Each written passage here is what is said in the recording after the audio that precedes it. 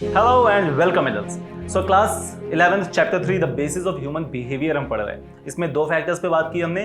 पहला biological behaviour patterns होते हैं और दूसरे होते हैं सोशल या कल्चरल पैटर्न्स, जिससे हमारा बिहेवियर में चेंजेस आते हैं। बायोलॉजिकल हम इस चैप्टर में पढ़ चुके हैं। कल्चरल में हम कल्चरल ट्रांसमिशन पर बात कर रहे हैं और इस कल्चरल ट्रांसमिशन में जो सबसे इंपॉर्टेंट टॉपिक्स हैं वो है तीन: एनकल्चराइजेशन, सोशलाइजेशन और अकल्चराइजेशन।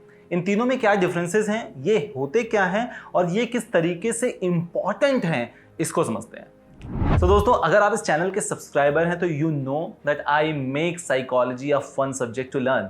और अगर आप सब्सक्राइबर नहीं हैं, you can click down in the subscribe button and you can be a part of this family. आपको कैसे पता कि आप एक पर्टिकुलर रिलीजियन को फॉलो करते हैं, या फिर आपको कैसे पता कि आपकी जो मदर लैंग्वेज है वो आपने कैसे सीखी है? क्या आपने उसके लिए कोचिंग की, ट्यूशन गए या आपने डेलिबरेटली सीखने की कोशिश की? I don't think so. तो आपने जब होश संभाला तो आपको ऑलरेडी एक लैंग्वेज आती थी, जो आपने कैसे सीखी? आपने ऑब्जर्व कर सीखी, आपने लोगों से सुनकर सीखी। ठीक है। सो ऐसे तरीकों की चीजें जो आप ऑब्जर्व करके दूसरों से सीखते हैं in terms of your culture, that process is known as enculturation. इसमें बहुत सारी चीजें आ जाती हैं।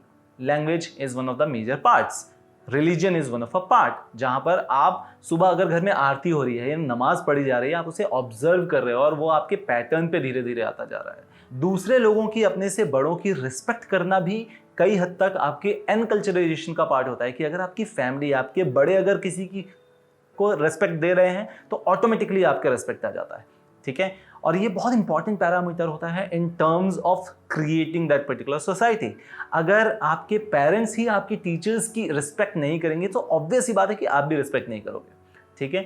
अगर आपके पेरेंट्स किसी थर्ड का, किसी रिलेटिव की रिस्पेक्ट नहीं कर रहे हैं या बहुत ज्यादा रिस्पेक्ट कर रहे हैं, ऑटोमेटिकली आपके अंदर वो चीज, वो रिस्पेक्ट डेवलप हो जाएगी या नहीं होगी।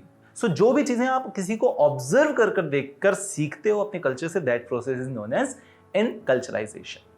अब इस एनकल्चराइजेशन के बाद क्या प्रोसेस आता है? तो कुछ सोशलाइजिंग एजेंट्स होते हैं। ठीक है। ये एजेंट्स कौन हो सकता है? ये आपके पीयर ग्रुप हो सकता है, ये आपके स्कूल हो सकते हैं, आपके फ्रेंड्स हो सकते हैं, आपकी फैमिली, पेरेंट्स हो सकते हैं, आपका मीडिया हो सकती है।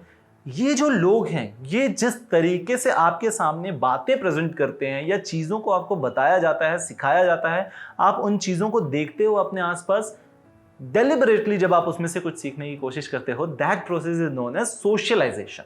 जब आपको डेलिबरेटली कुछ सिखाया जाता है, जब आपको बताया जाता है कि बेटा इनकी रिस्पेक्ट करनी है, इनकी रिस्पेक्ट नहीं करनी है, या आपको जब कोई लैंग्वेज सीखते हो, आप अगर आपका मदर लैंग्वेज हिंदी है, आपने उसको ऑब्जर्व कर सीखा, एनकल्चराइजेशन का प्रोसेस। अगर आप उसके बाद इंग्लिश सीखते हो, जर्मन सीखते हो, फ्रेंच सीखते हो, आपको डेलिबरेटली सिखाया जा रहा है, that process is known as socialisation.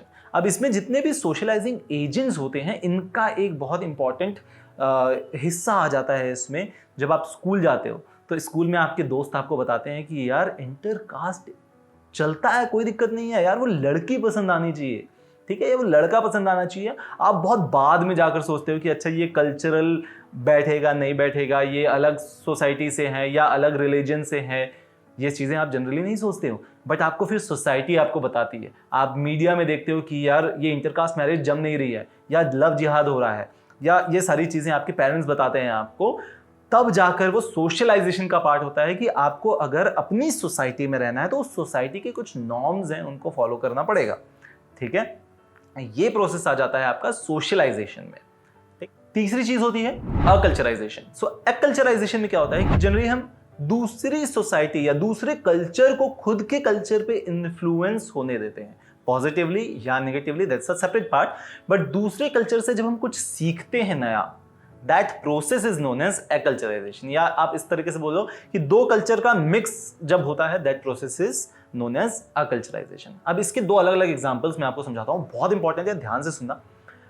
पहला, जब किसी लड़की की शादी होती है, एक कल्चर जो उसका हेरिटेज कल्चर है, मतलब जो वो बचपन से एक कल्चर में जी रही है, बड़ी हो रही है, कुछ सीख रही है, that is known as heritage culture. Whereas another culture which is host culture, जिस लड़के के घर वो शादी करके गई है उसके घर का अलग कल्चर होगा ऑब्वियसली।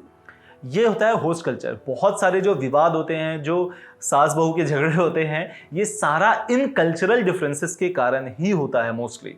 ठीक है, अब इसको समझ लो कि कैसे होता है। साथ में दूसरा एग्जांपल इसी में मैं ऐड करूं तो फॉर एग्जांपल मैं यूपी साइड से हूं, ठीक है, या हमारे एंसेस्टर्स जो हैं वो यूपी साइड से हैं। सो यूपी साइड का जो कल्चर है, that culture is known as heritage culture.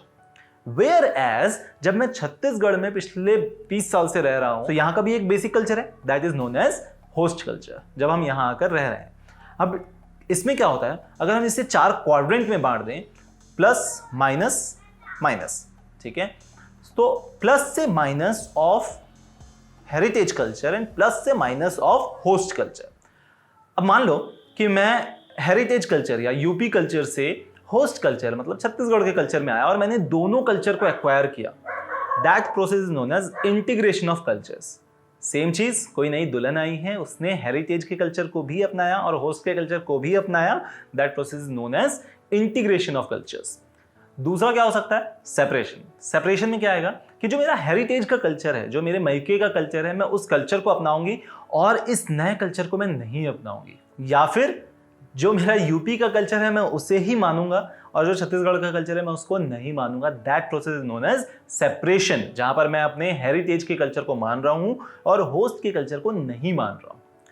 तीसरा, जहां पर मैं होस्ट के कल्चर को ही मान रहा हूं और हेरिटेज के कल्चर को नहीं मान रहा हूं, मतलब मैं छत्तीसगढ़ में आ गया और अब मैं छत्तीसगढ़ का हूं तो मैं छत्तीसगढ़ के कल्चर को ही मानूंगा और मैं यूपी के कल्चर को नहीं मानूंगा। या दुल्हन के में कि मैं अब यहाँ आ गई हूँ, मेरे मायके में करवा चौथ नहीं मनाया जाता था, यहाँ मनाया जाता है तो मैं अब करवा चौथ मनाऊंगी। ठीक है, मैं मायके का कुछ नहीं मानने वाली, मैं जो मानूंगी ससुराल के कल्चर को मानूंगी। That process is known as assimilation, जिसमें नए कल्चर को पूरी तरीके से एक्वायर कर लिया जाता है। और फोर्थ जो चीज होती है, उसमें दुनिया इधर से उधर चली जाए, कोई भी कल्चर आया जाए, ना मैं हेरिटेज का कल्चर मानने वाली हूं और ना मैं होस्ट का कल्चर मानने वाली हूं, मुझे अपना ही कुछ करना है। That process is known as marginalisation. Understood? So these are the process of 3 different things. यहां पर आपका चैप्टर 3 खत्म होता है एंड आई होप कि ये वीडियोस आपको पसंद आ रहे हों and if that's the case, hit that like button. Thank you.